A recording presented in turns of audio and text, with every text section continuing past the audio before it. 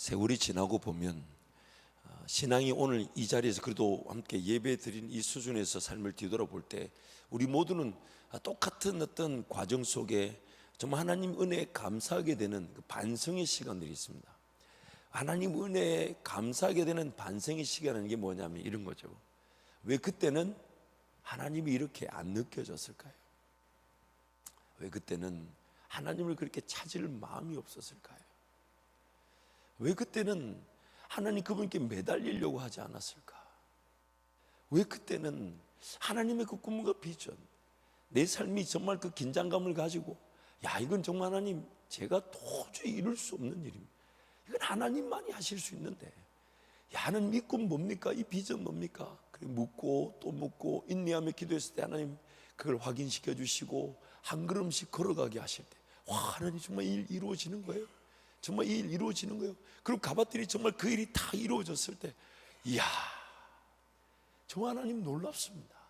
하나님 대단합니다. 그렇게 하나님을 경험할 때가 있었죠.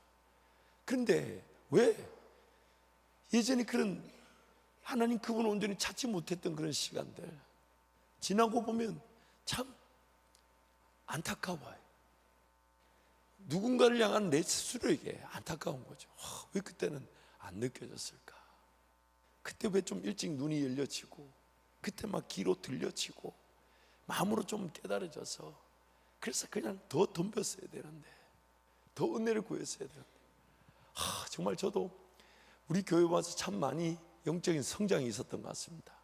다 여러분 덕택인데 아무튼 이 자리에 있어 보니까 또 여러분 덕택이라니까 그 고개를 심하게 끄덕이시는 모 장로님은 도대체 어떤 목적을 갖고 계신 겁니다. 여기서 저 멀리 앉아 계신데도 고개 끄덕이니 보이니까 우리 장로님도 누구신지 아실 거예요.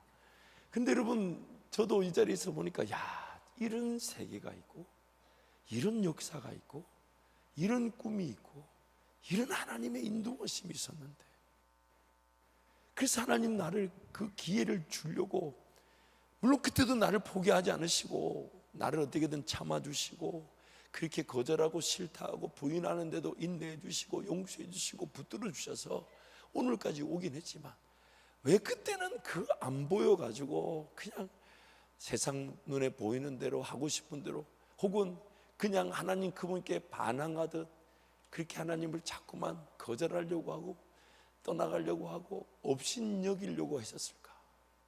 왜? 저는요 정말 목사를 절대 안 할 줄 알았어요.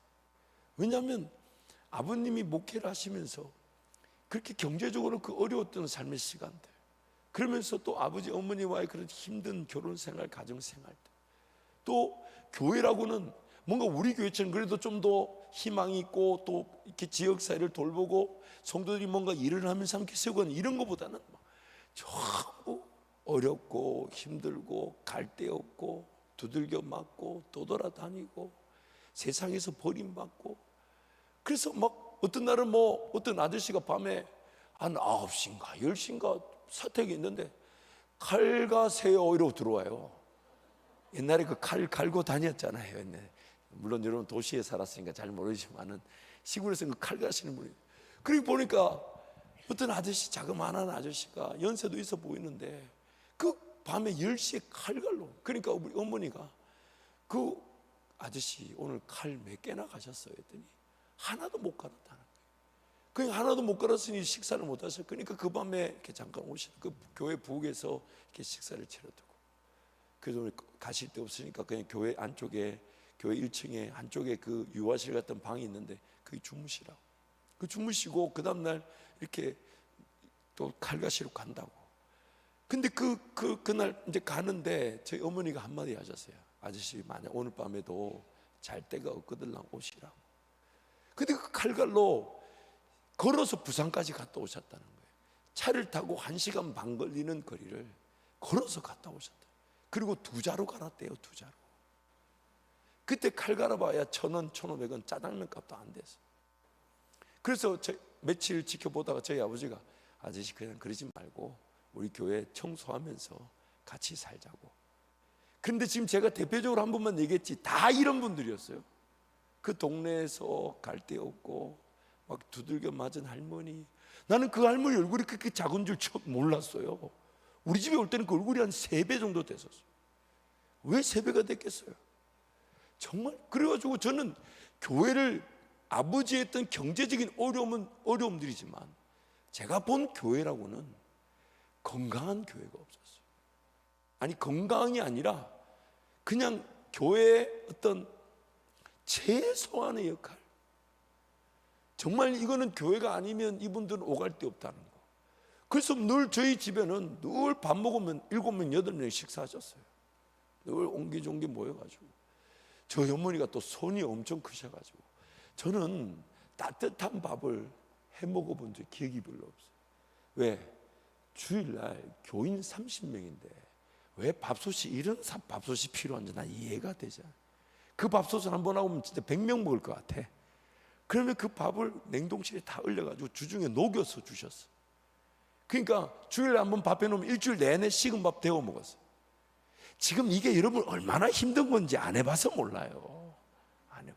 그 제가 아내를 만날 때 손이 큰지 작은지를 한번 따져봤어요. 그리고 뭐 어떤지는 제가 말씀하지 않겠어요. 말하지 않겠어요. 하지만 그래도 감사한 건 제 아내는 식은 밥 남겨놓는 걸 싫어해요.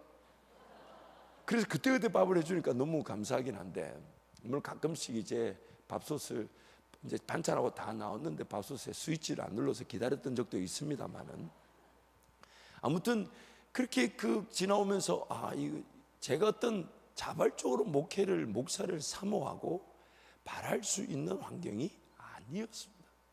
아니었어요. 그런데 제가 군대를 제대하고 나서 이거 내가 암만 내가 하나님을 잘 모른다 해도 아버지 어머니를 통해 하나님을 경험하지 않았던 건 아니잖아요. 그래서 한 번 내가 하나님을 확인한다고 한 번만 나를 만나달라고 발을 내딛던 발걸음이 오늘까지 왔습니다. 그리고 목사를 하게 됐는데, 제가 목사를 이제 20몇 년을 해보니까 목사가 제일 행복합니다. 목사가 제일 행복합니다. 목사 안 했으면 도대체 뭐 했을까 싶어요. 다른 어떤 비즈니스 영역, 물론 여러분의 다 그런 가치가 있겠지만 제 눈에는 다 스케일이 없어 보이고, 그 안에서, 사무실 안에서 저는 그거 깨작깨작 못할 것 같아요. 물론 각자의 은사가 있겠지만 저한테는 목사가 제일 맞았어요. 제일 행복한 거였는데 나는 그때 목사가 제일 행복한 줄 몰랐습니다. 여러분도 마찬가지일 겁니다. 길을 걸어가다 보면 뜻밖의 행복과 기쁨을 만날 때가 있어요. 그 뜻밖의 행복과 기쁨이 뭐냐면, 이런 게 나를 기쁘게 하네? 이런 게 나를 행복하게 만드네? 이런 게 나를 즐겁게 하네? 이런 일이 내가 재밌었나? 이런 일이 내가 좋았나? 그렇게 만날 때가 있죠. 그것은 바로 내가 무엇을 해야 행복한지를 모르고 살았다는 얘기예요. 앞으로도 모르고 삽니다. 그래서 하나님 앞에 삶을 드리지 않으면 우리는 과연 무엇이 나를 행복하게 할까요? 무엇이 나를 즐겁게 할까요? 그걸 모르고 산다는 얘기예요. 그래서 하나님 앞에 삶을 맡겨드렸어야 되는데 왜 그렇게 모른 척하고 살았을까요? 왜 그렇게 하나님 앞에 매달릴 마음이 없었을까요? 왜 그렇게 하나님 앞에 삶을 드리면서 기다리고 인내하며 반드시 나를 만나 주실 텐데, 나를 찾고 찾는 자가 나를 만날 것이라고 약속하셨는데, 그와 같이 우리를 버려두지 않는다 하셨으니 아버지 하나님 하고 부르기만 하고 나를 만나 주실 때까지 내 이 기도 자리, 예배 자리 떠나지 않으렵니다. 그것 좀 우리 인생의 중심이었어야 되는데 왜 그런 마음이 없었을까요? 그래서 지금 하나님 그럼에도 나를 기다려 주셔서 오늘 이렇게 만나고 보니 정말 이제는 이전처럼 그렇게 살고 싶지 않다. 이전처럼 그렇게 눈과 귀와 마음이 닫힌 채로 살고 싶지 않고 정말 하나님을 더 찾고 싶고 하나님을 더 의지하고 싶고 하나님께 더 달려나가고 싶고 하나님께 맡겨놓고 싶고 하나님 그분이 보여주시는 것만 꿈꾸고 기도하며 순종하고 싶은 그 은혜 길을 걸어가죠. 그래서 지난날에 대해서는 반성하는 거죠. 왜 그랬을까? 그러나 이제부터라도 내가 이 은혜의 길을 놓치지 말아야 되겠다. 근데 또 감사한 것은 지난날의 그 반성을 토대로 오늘의 은혜를 사모하는 것도 감사한데, 하나님은 합력하여 선을 이루듯이 지난날의 내 그 삶의 그 어리석은 순간들, 미련했던 순간들, 또한 하나님을 잘 몰라 그렇게 방황하고 헤맸던 인생의 순간들조차도 내가 오늘부터 걸어갈 길에 좋은 사역의 기회가 되게 하시고, 그런 상태에 있는 사람들을 이해할 줄 알고, 기다릴 줄 알고, 기도해 줄 줄 알고, 품어줄 줄 알고, 사랑해 줄 줄 아는 그런 사역자로 세워 가시더라는 것이죠. 그게 은혜인 것이죠. 제가 지금까지 했던 얘기, 우리의 모든 얘기를 가장 잘 담고 있는 사람이 바로 모세였죠. 모세는 태어나자마자 히브리인으로 태어났지만 또한 자라기는 바로의 공주의 아들, 즉 왕자로 자랐습니다. 히브리 사람이지만 자라기는 왕자로 자랐어요. 그러니까 히브리 사람도 아니에요. 애굽 왕자라고 할 수도 없어요. 또한 그는 유대인으로, 뭐냐면 유모, 자기를 젖먹여 키웠던 사람이 바로 다름 아닌 자기 어머니였잖아요. 그래서 자기도 유대인 중에 히브리인 중에 한 사람이요, 또한 심지어 애굽의 바로의 왕자의 그 공주의 아들 왕자로 자랐지만 하나님께서 자기를 통해 이스라엘 백성들을 구원하실 것이라는 사명까지도 알고 있었다고 오늘 본문에서 말씀하고 있습니다. 사명까지도 알고 있었어요. 그런데 너무 안타까운 것은 그 사명을 이루고자 자기가 발걸음을 내딜 때 그 발걸음이 성령의 능력이 아니라, 비단 자기가 히브리인인 줄 알았고, 또한 자기를 통해 하나님이 이스라엘 백성들을 구원할 것이라는 사명조차 알아서, 그래서 이스라엘 백성들을 도우려고 그 사명의 발걸음을 내딛는 그 발걸음은 히브리인으로서가 아니라, 또한 성령의 충만함으로서가 아니라 바로의 공주의 아들, 그 왕자로서의 그런 힘을 가지고 그 일을 감당하려고 했었죠. 그래서 처참하게 무너져서 광야로 도망을 갔습니다. 그리고 거기서 만약 하나님께서 40년이나 시간을 경과한 다음에 모세를 찾아가 주지 않으셨다면 모세 인생은 광야에서 그냥 끝나고 말았을 것입니다. 근데 하나님 40년, 성경이 이렇게 말해요. 40년이 참해. 이건 모세의 했던 해석이 아니라 하나님의 해석인 거죠. 하나님이 40년을 기다리셨던 거예요. 그리고 그 40년 동안 모세가 하나님을 기다리고 사모했을까요? 아니면 그냥 광야에서 그렇게 살다가 죽으려고 했을까요? 만약 하나님을 기다리고 사모했다면 그렇게 하나님이 극적인 인도하심이 필요가 없었을 거예요. 하나님께 대한 마음이 전혀 없었어요. 그러니까 하나님이 떨기나무에 불은 붙었지만 떨기나무가 타지 않는 그 기적, 지팡이를 던지면 뱀이 되고, 꼬리를 잡으면 지팡이가 되고, 손을 넣으면 문둥병이 되고, 빼면 문둥병이 낫는 그런 기적들. 왜요? 지금 그 정도 기적이 아니면 이 모세가 하나님을 따라 나설 마음이 없다는 거예요. 그러니까 여러분, 하나님께 뭐 기적을 구하는 거 좋습니다.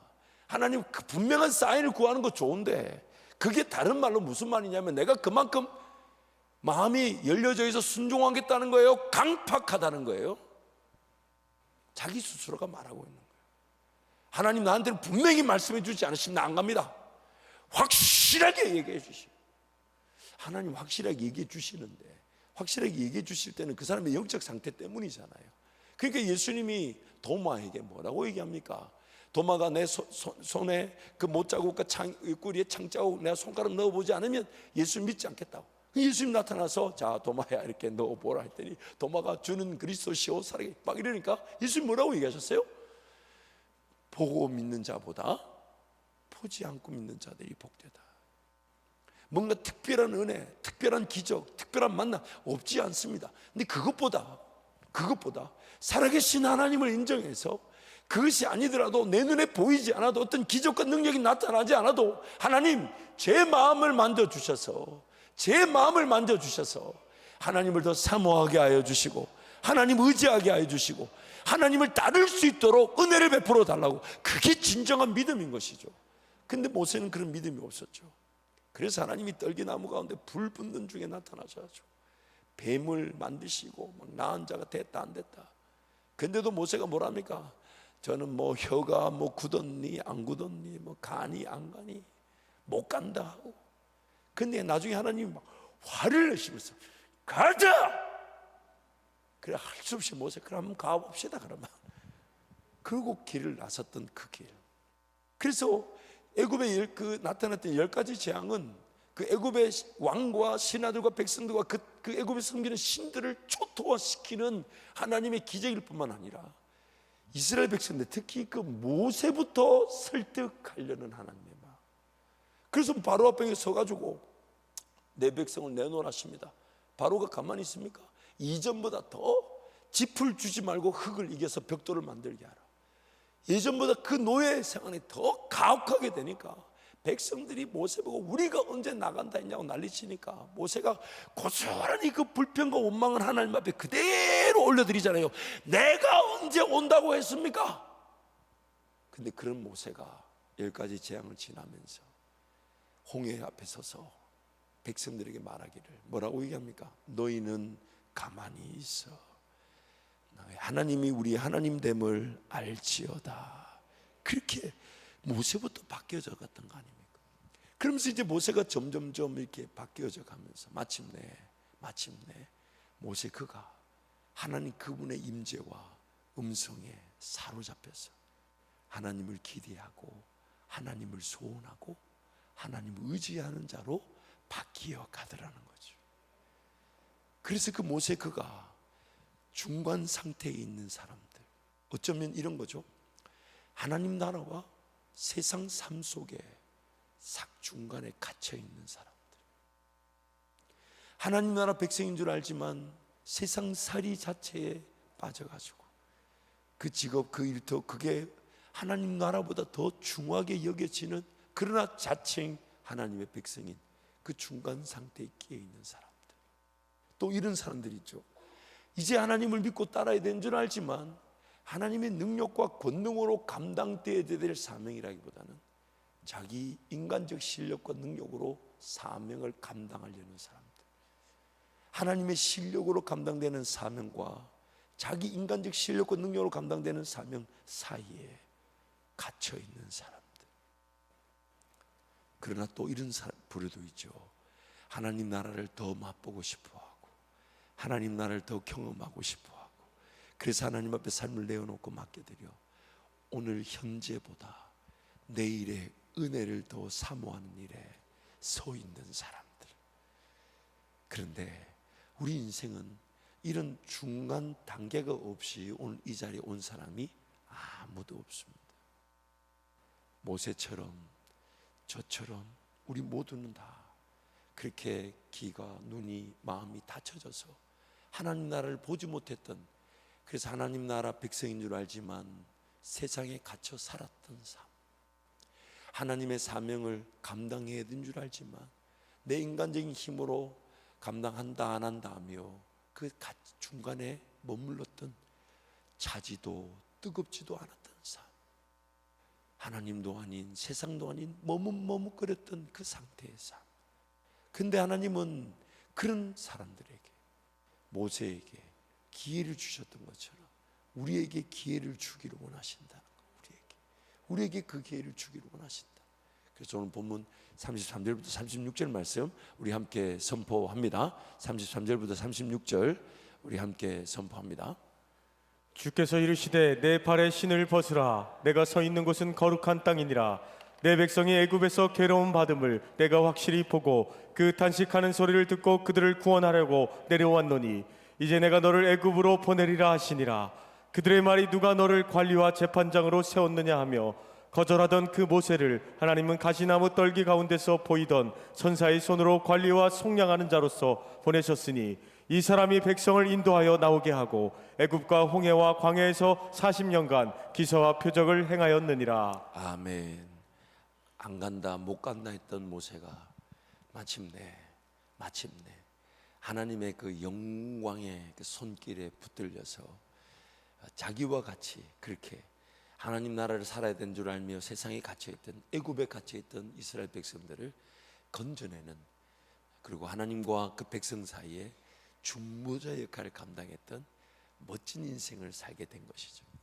그러면서 모세가 이제 그 광야 기간 동안 하나님과 얼마나 독대합니까?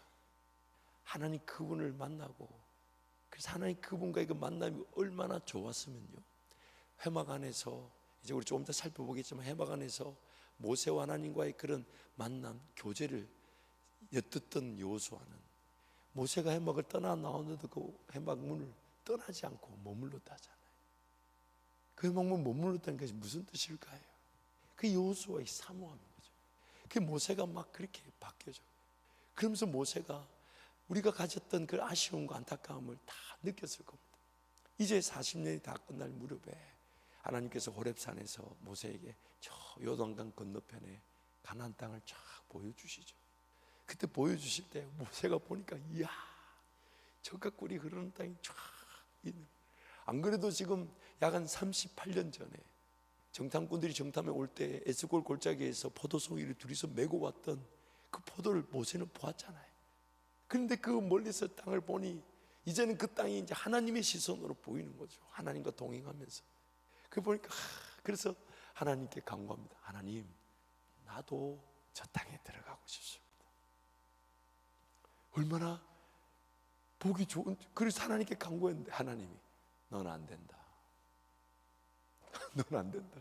그래서 신명기 말씀 보면 모세가 무려 3번이나 간구합니다. 그러니까 하나님이 넌 안 된다. 근데 또 3장에 보면 모세가 또 하나님께 간구해요. 우리 3장 말씀 보고 신명기 3장 말씀 우리 함께 선포합니다. 그때 내가 여호와께 간구하기를 주 여호와여, 주께서 주의 크심과 주의 권능을 주의 종에게 나타내시기를 시작하셨사오니 천지간에 어떤 신이 능히 주께서 행하신 일, 곧 주의 큰 능력으로 행하신 일같이 행할 수 있으리이까? 구하옵나니 나를 건너가게 하사 요단 저쪽에 있는 아름다운 땅, 아름다운 산과 레바논을 보게 하옵소서 하되, 여호와께서 너희 때문에 내게 진노하사 내 말을 듣지 아니하시고 내게 이르시기를 그만해도 족하니 이 일로 다시 내게 말하지 말라.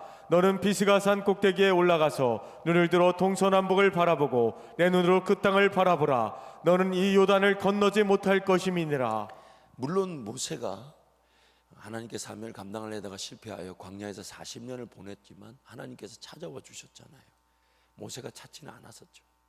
그런 하나님 은혜로 40년 동안 광야 기간 얼마나 많은 하나님의 능력과 권세를 누렸습니까? 하나님 임재 안에 거했고 하나님과 독대했고 하나님과 교제를 나눴고. 그래서 요단강 볼 때 가고 싶었지만 하나님 너는 안 된다. 물론 하나님의 분명한 목적이 있었죠.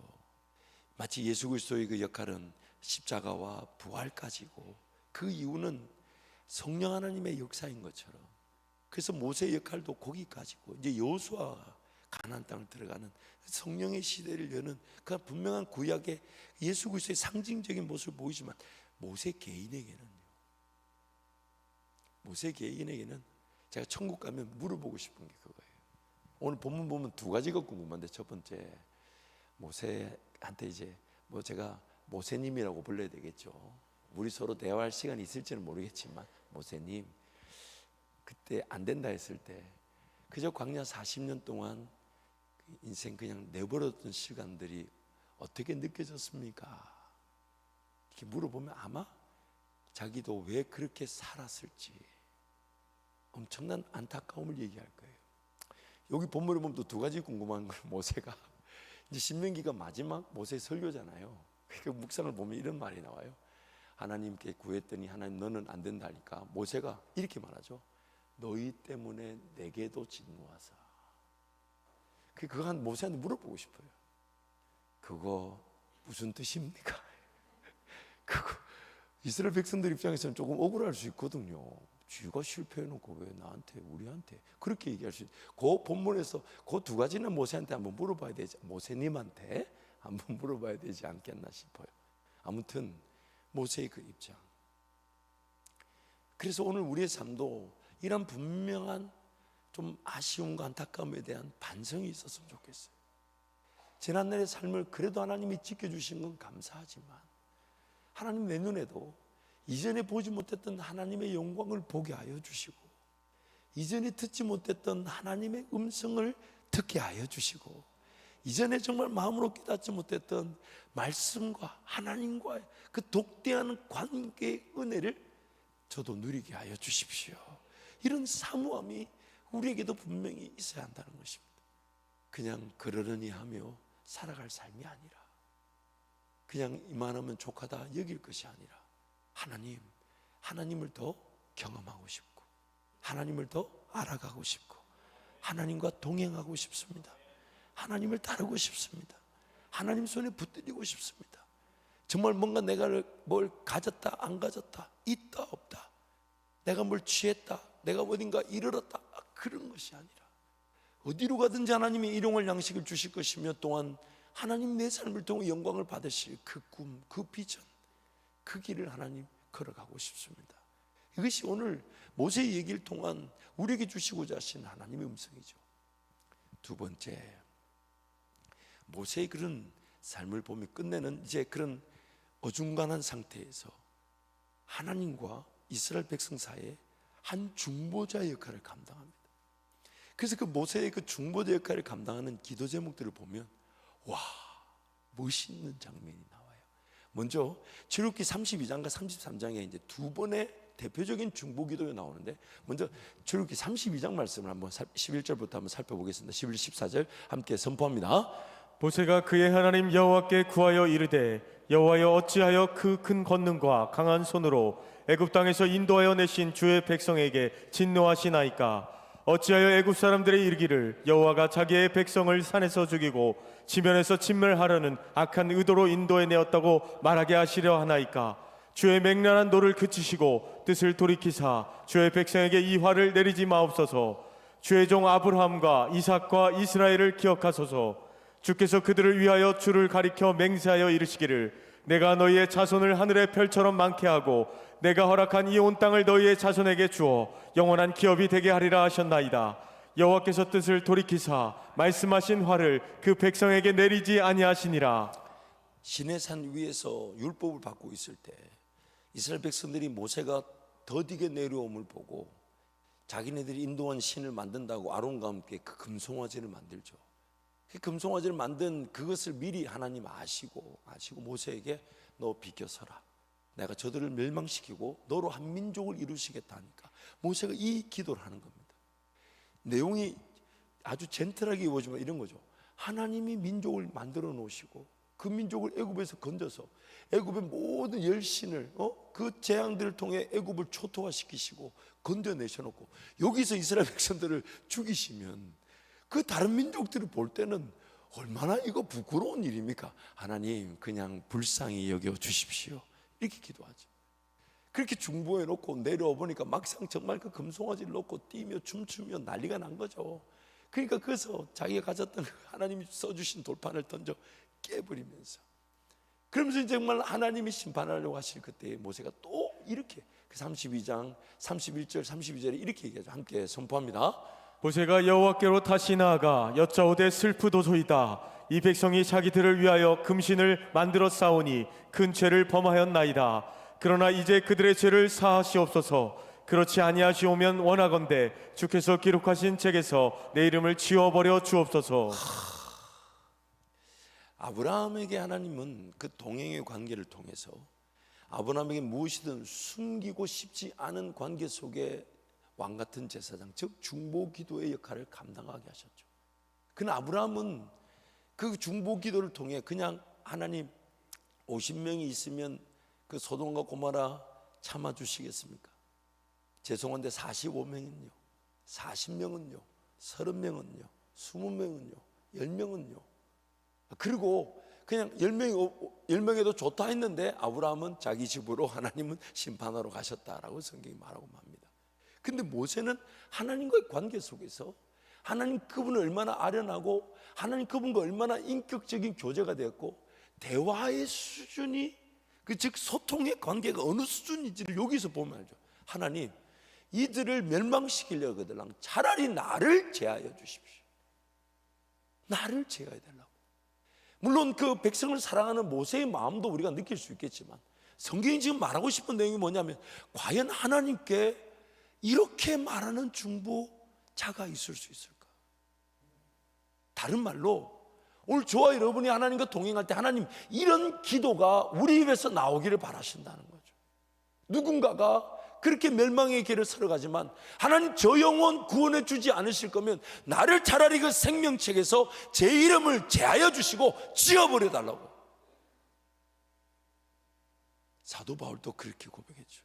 만약 내 골육의 그 친척들, 아비들, 그들을 구원할 수만 있다면 제가 심판을 당하게 해달라고. 결국 하나님과의 그 관계 속에서 하나님이 그들에게 은혜를 베푸셨을 때 몰랐던 그 길을 기어이 걸어갈 수 있도록 돕고 도와서 마침내 그들이 하나님 그분, 그 나라를 보고 그 영광을 보고 그 능력을 보고 그 임재 속에 그 음성을 들으며 하나님과 온전히 사로잡혔을 때 그들의 삶의 모든 초점과 가치가 우리가 생각하는 그 수준이 아니라 죽어가는 그 영혼들을 향한 하나님의 마음으로 마치 막아서서 저들을 죽이시려면 나부터 죽이고 가시라고, 그런 중보자로 하나님이 모세를 세우셨다는 겁니다. 심지어 그 뒤에 가보면 이스라엘 백성들이 또 반역하고 패할 때 또 33장에 모세가 또 중보기도 하는데 내용이 좀 길지만 이 내용을 한번 봤습니다. 33장 7절부터 한 절씩 교독합니다. 모세가 항상 장막을 취하여 진 밖에 쳐서 진과 멀리 떠나게 하고 해막이라 이름하니 여호와를 앙망하는 자는 다 진 바깥 해막으로 나아가며, 모세가 회막으로 나아갈 때는 백성이 다 일어나 자기 장막문에 서서 모세가 회막에 들어가기까지 바라보며, 모세가 해막에 들어갈 때 구름 기둥이 내려 해막문에 서며 여호와께서 모세와 말씀하시니, 모든 백성이 회막문에 구름 기둥이 서 있는 것을 보고 다 일어나 각기 장막문에 서서 예배하며, 사람이 자기의 친구와 이야기함 같이 여호와께서는 모세와 대면하여 말씀하시며 모세는 진으로 돌아오나 눈의 아들 젊은 수종자 여호수아는 해막을 떠나지 아니하니라. 모세가 여호와께 아뢰되 보시옵소서, 주께서 내게 이 백성을 인도하여 올라가라 하시면서 나와 함께 보낼 자를 내게 지시하지 아니하시나이다. 주께서 전에 말씀하시기를 나는 이름으로도 너를 알고 너도 내 앞에 은총을 입었다 하셨사온즉, 내가 참으로 주의 목전에 은총을 입어 싸우면 원하건대 주의 길을 내게 보이사 내게 주를 알리시고 나로 주의 목전에 은총을 입게 하시며 이 족속을 주의 백성으로 여기소서. 여호와께서 이르시되 내가 친히 가리라, 내가 너를 쉬게 하리라. 모세가 여호와께 아뢰되 주께서 친히 가지 아니하시려거든 우리를 이곳에서 올려 보내지 마옵소서. 나와 주의 백성이 주의 목전에 은총 입은 줄을 무엇으로 알리까? 주께서 우리와 함께 행하심으로 나와 주의 백성을 천하 만민 중에 구별하심이 아니니까. 여호와께서는 모세에게 이르시되 여호와께서 모세에게 이르시되 네가 말하는 이 일도 내가 하리니 너는 내 목전에 은총을 입었고 내가 이름으로도 너를 알미니라. 모세가 이르되 원하건대 주의 영광을 내게 보이소서. 여호와께서 이르시되 내가 내 모든 선한 것을 내 앞으로 지나가게 하고 여호와 이름을 내 앞에 선포하리라. 나는 은혜 베풀 자에게 은혜를 베풀고 긍휼히 여길 자에게 긍휼을 베푸느니라. 또 이르시되 내가 내 얼굴을 보지 못하리니 나를 보고 살 자가 없음이니라. 여호와께서 이르시기를 보라 내 곁에 한 장소가 있으니 너는 그 반석 위에 서라. 내 영광이 지나갈 때 내가 너를 반석의 틈에 두고 내가 지나가도록 내 손으로 너를 덮었다가, 함께 갑니다. 손을 거두리니 내가 내 등을 볼 것이요 얼굴은 보지 못하리라. 중보 기도자의 삶은 하나님 그분과 얼마나 깊은 관계 속에서 하나님의 그 비밀이 공유되어지는지, 또한 지난주 아브라함의 삶을 우리가 살펴봤잖아요. 또한 모세의 길을 통해 중보 기도자는 하나님의 비밀이 공유되는 수준에서 그것을 깨닫고 그것을 기도하는 수준으로 끝나는 게 아니라 한 차원 더 하나님과 더 깊은 관계로 나아갑니다. 하나님과 깊은 관계가 뭐냐면 분명히 죄를 짓고 심판을 받아야 할 것은 모세와 백성들인데 모세가 오직 하나님의 은혜만을 부여잡고 그 은혜의 근거에서 하나님 앞에 요구를 하는데, 하나님한테 만약 하나님이 가나안 땅에 우리끼리만 올라가라 하고 하나님이 우리와 함께하지 아니하시면 나도 안 갈랍니다. 그러니까 하나님이 그래 내가 갈게. 하나님 분명히 말씀하세요. 간다고 확실히 말씀하시고 심지어 이렇게 내가 이걸 뭘로 할 수 있겠습니까? 그러니까 하나님이 내가 너보다 앞서가겠다. 내가 너를 쉬게 하겠다. 분위기가 쩔쩔매야 되는 건 모세가 아닌데 누가 쩔쩔매고 있습니까? 하나님. 심지어 이런 표현 죄송합니다. 생떼를 많이 부르죠. 하나님, 나 이거 싫어요. 내가 원하는 대로 갑시다. 근데 하나님이 내가 할게. 물론 하나님의 뜻과 그 인도하심, 하나님의 계획을 무시한 채 내가 원하는 것에 하나님 가자 하실 때 그것은 들어주지 않으십니다. 근데 하나님과 깊은 소통의 관계에 있는 성도가 하나님의 그 비밀을 들을 뿐만 아니라 그 비밀을 들은 대로, 예를 들면 내가 이스라엘 백성들을 저 죄로 말미암아 심판해야 돼. 근데 하나님 앞에 심판해야 되는 그 말을 듣고 어쩔 수 없지요. 죽을 놈은 죽는 거지, 지옥 갈 놈은 지옥 가는 거지 라고 물러선 것이 아니라 막았습니다. 하나님, 내 이름을 지어 버리십시오. 그러면서 해막 안에 소통을 하며 하나님과 동행하는 모세가 하나님의 뜻을 들으면서 오히려 하나님으로 쉬지 못하게 만듭니다. 하나님으로 일하지 않으면 안 되게 만듭니다. 하나님 만약 이쪽으로 가지 않으시면 나도 안 갈랍니다. 내가 갈게. 뭘로 할 수 있습니까? 내가 너를 쉬게 할게. 내가 너 앞서갈게. 하나님, 나 이거 싫어요. 나 이런 거 싫어. 내가 할게. 내가 내 뜻을 바꾸고 네 원하는 거 해줄게. 제가 자꾸 저희 어머니 얘기를 해서 조금 어머니에 대한 신비감이 있는데, 그러나 현실적인 문제도 만만치 않아요. 그러나 저희 어머니의 그런 막무가내신 믿음이 조금 이해가 되지 않을 때지만, 제가 이 모세 얘기를 들으면서 그래서 그때 우리 하나님이 어머니 기도를 들어주셨구나. 2002년에 제가 유학을 가서 2003년에 이제 큰딸 사라가 태어나게 됐어요. 그래서 이제 우리 장모님 시간이 조금 여의치 않으셔서 저희 어머니가 이제 큰애 돌봐주러 오신다고 오기로 하셨어요. 그때만 해도 미국은 지금처럼 무비자 시대가 아니라 그 관광비자라는 것을 신청해야 됐던 때입니다. 그래서 이제 관광비자를 신청해야 되는데, 제가 보니까 만 60세가 넘어가신 분들은 서류만 준비해가지고 대사관에 보내면 서류 심사로 보냈는데, 그때 제 어머니가 만 60세가 안 되셨어요. 그래서 어머니 이렇게 서류 이렇게 제가 여행사에다 얘기해 놓을 테니까 그거 가지고 대사관에 날짜 맞춰서 인터뷰하고 이렇게 비자를 받으시면 돼요. 근데 그때 대답이 조금 시원찮으시더라고. 일단 내 기도해 볼게 이래요.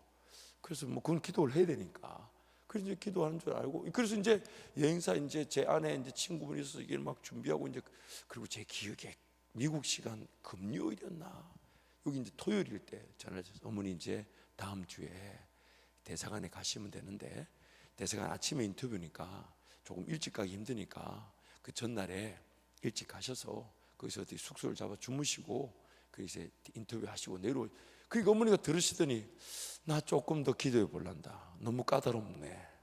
이러시는 거예요. 그 내가 이거는 기도할 게 아니고 가고 연세가 있어서 자식 보러 간다 하면 그 까다롭게 안 한다고. 그리고 이제 주일 지났나 월요일 날 이제 인터뷰 날짜를 이제 잡으려고 전화를 드렸더니 대뜸 하시는 말씀이, 나 대사관에 안 가기로 했다. 그래서 제가, 미국은 안 오신다는 얘기예요? 아니 미국은 간다. 어머니, 미국 오려면 대사관 가서 비자를 인터뷰하고 거기서 합격을 받고, 그래서 기도해야 될 것은 그 영사 마음을 하나님 만지셔서 까다롭지 않게 인터뷰하고 관광비자가 승인될 수 있도록 그걸 기도해. 내 주님하고 합의했다. 주님한테 내 안 간다 했다. 그 주님도 알았다 하셨다. 전화 끊어버려요.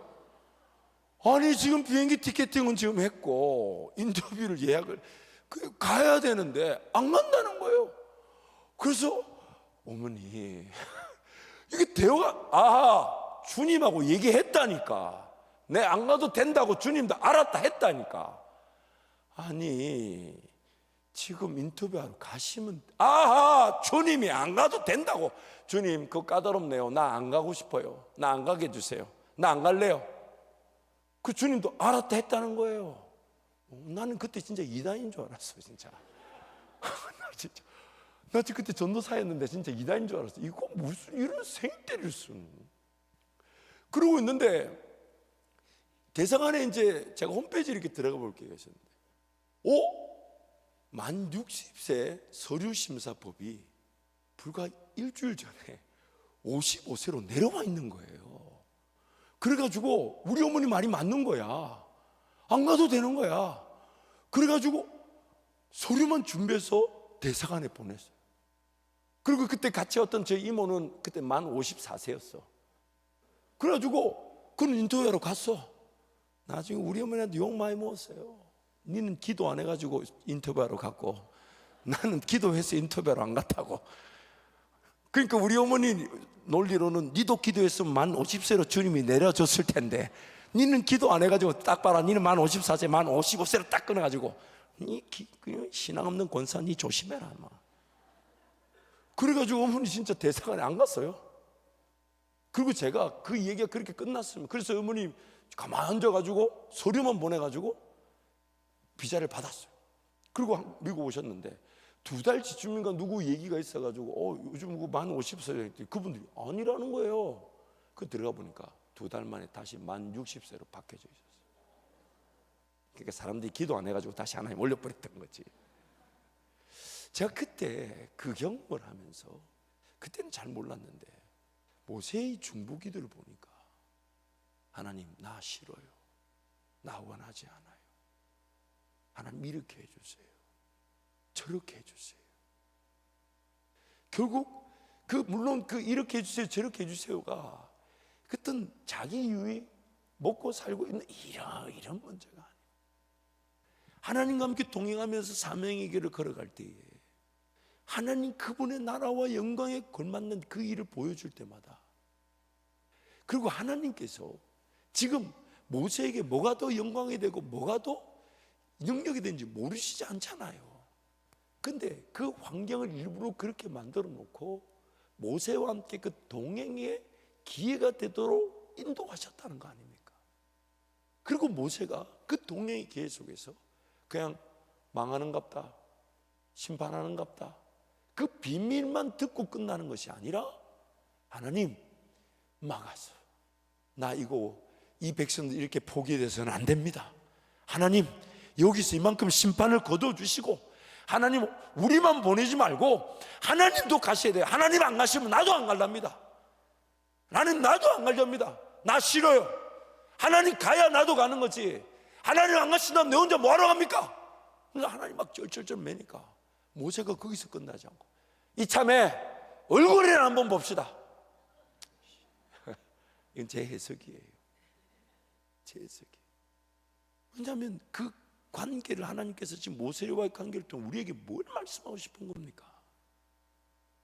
그 하나님과의 동행의 깊이, 마땅히 하나님 나라와 영광을 위해 살아갈 중보기도자, 하나님의 뜻에 온전히 붙들려서 하나님 그분의 뜻과 음성과 인도하심이 충분한 줄 알아 그분과 독대하며 사는 삶, 하나님 중심의 삶. 그리고 그 하나님 중심의 삶에서 하나님이 모세에게 주신 그 삶의 소통의 기회들, 만남의 기회들, 그것이 어디까지 그 모세가 누릴 수 있는가? 어디까지? 그러니까 일부러 하나님은 이스라엘 백성들을 심판한다는 얘기를 모세한테 하시는 거예요. 내가 저들을 심판해야 돼. 왜? 죄를 지었잖아. 그러나 하나님의 더 큰 뜻은 누군가 하나님 앞에 서서 하나님의 은혜를 강구하며 하나님 저들을 용서해 달라 할 때 하나님은 그 심판하셔야 되는 뜻이 누군가의 기도로 용서의 뜻으로 그 심판을 용서해 주시는 하나님의 그 뜻에 완전히 붙들리는 바다. 하나님과 그 동행의 자리가 하나님 이렇게 해주세요라고 말할 수 있는 자리. 그리고 그 사모함이 하나님의 얼굴을 보고 싶어 하는 마음. 근데 하나님이 그걸 또 보여주려고 하셨어. 저기 반석이 있으니까 내 얼굴 보면 네 죽으니까 내가 지나가면서 등을 이렇게 싹 보여줄 테니까 등은 봐라.